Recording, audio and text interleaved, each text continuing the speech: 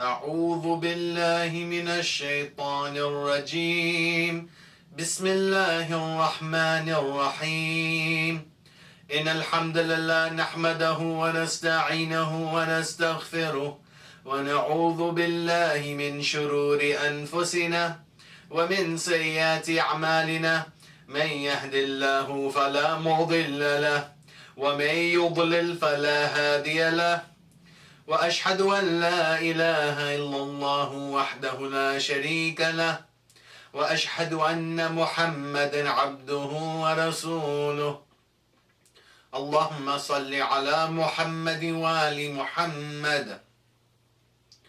Assalamu alaikum, brothers and sisters. My name is Zishan Zaveri, and today's topic is about tayammum. Tayammum is known as the dry ablution.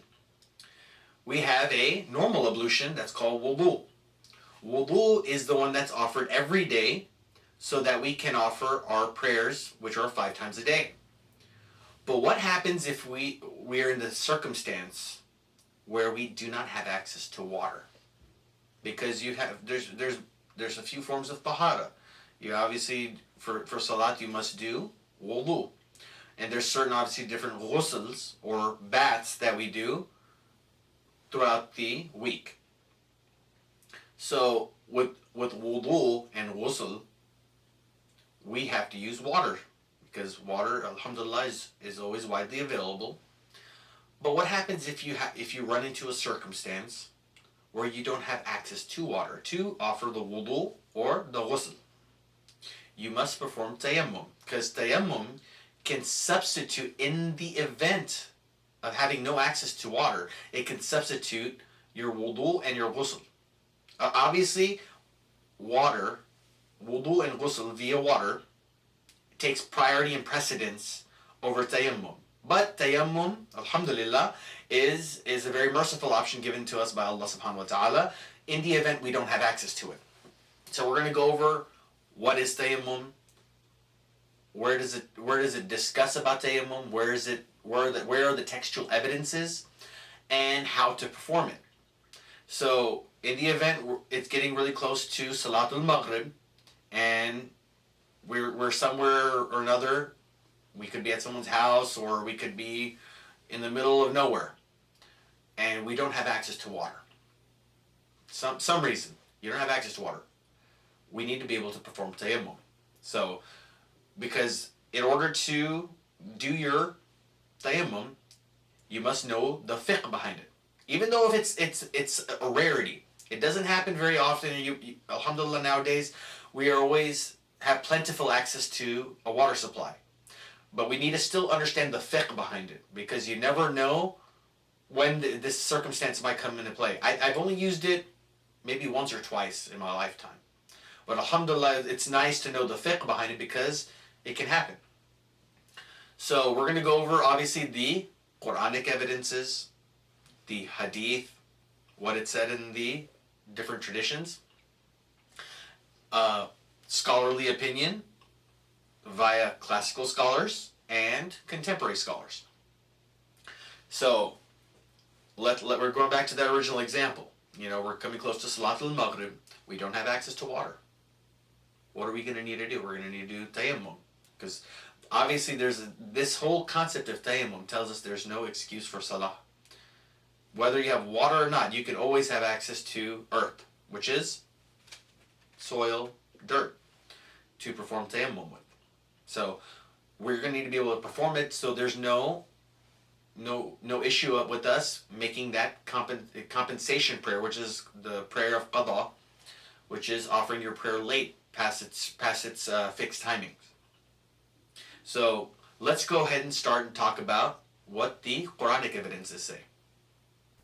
In Surah Ma'idah, chapter number 5, verse number 6, Allah subhanahu wa ta'ala states the following in the Holy Quran: أعوذ بالله من الشيطان الرجيم بسم الله الرحمن الرحيم وإن كنتم جنبا فطهروا وإن كنتم مرضى أو على سفر أو جاء أحد منكم من الغائط أو لامستم النساء فلم تجدوا ماء فتيمموا صعيدا طيبا فامسحوا بوجوهكم وأيديكم منه. And if you are januban, unclean, purify yourselves. And if you are sick or on a journey, or one of you come from answering the call of nature, or you have touched the women, and you cannot find water, perform tayammum with pure earth, and wipe your faces and your hands therewith. It has been narrated from Ali ibn Ibrahim, from his father, and Ali ibn Muhammad from Sahal, all from Ahmad ibn Muhammad ibn Abi Nasr, from Ibn Bukair, from Zurara, who said that I once asked Abu Ja'far, Imam Baqir alayhi salam, about tayammum. He, the Imam, thumped his hands on the ground, then raised them, and allowed loose soil to fall off them. He then wiped both his forehead and his palms only once. This hadith was located in Al-Kafi, volume number 3, page 61, hadith number 1. Allama Majlisi, in his book Mirat al-Uqul, has graded the following hadith Hasan or Muwathaq, which is good or dependable. It is narrated from Muhammad ibn Yahya, from Muhammad ibn al-Husayn, from Safwan, from Kahili, who has said the following. I once asked him, the Imam, about tayammum.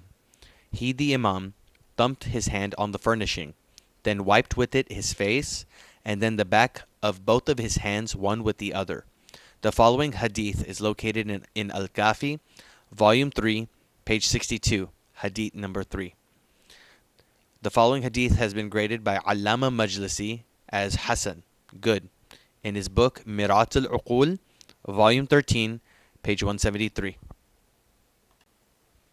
One of our great classical scholars, Sheikh Tusi, who died in 460 after Hijrah, in his book Al-Nihaya, he said that he who decides to perform dry ablution must place the whole palms of his hands on the soil with fingers wide open, striking gently, and then shake them and rub them against each other, and then pass the palms of both hands over the face from the top of the forehead to the tip of the nose. Then with the palms of the left hand, wipe the back of the right hand from the wrist to the tips of the fingers, and then do the same with the palms of the right hand over the back of the left hand. This is the case in one who performs dry ablution as a substitute for wudu.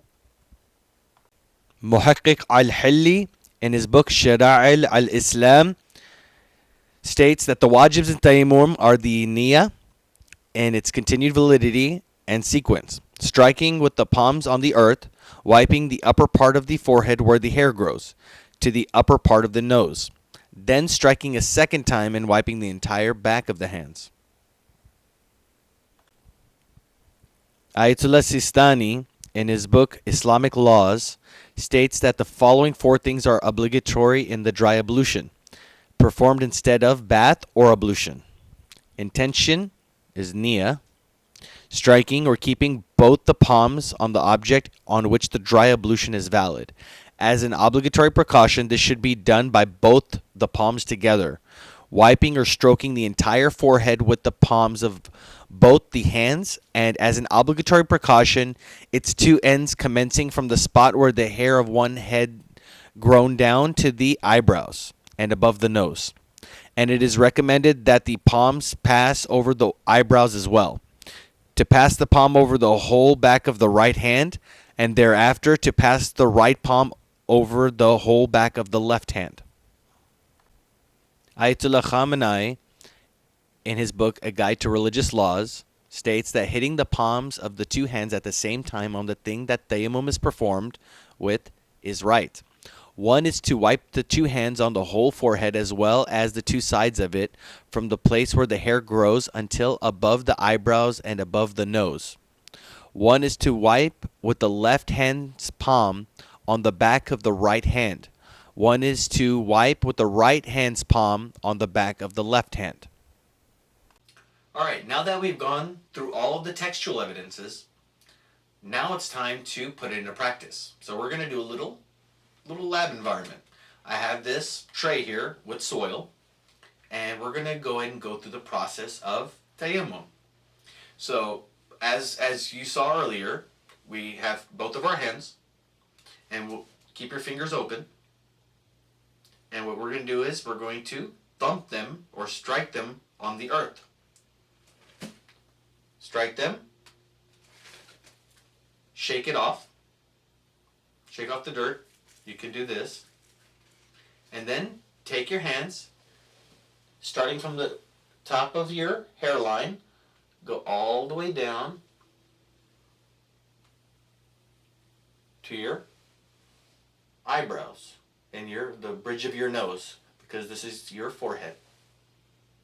Once we've done that, with our left hand, we're going to do mas, which is wipe, from the wrist over the back of the right palm all the way to the tips of the fingers.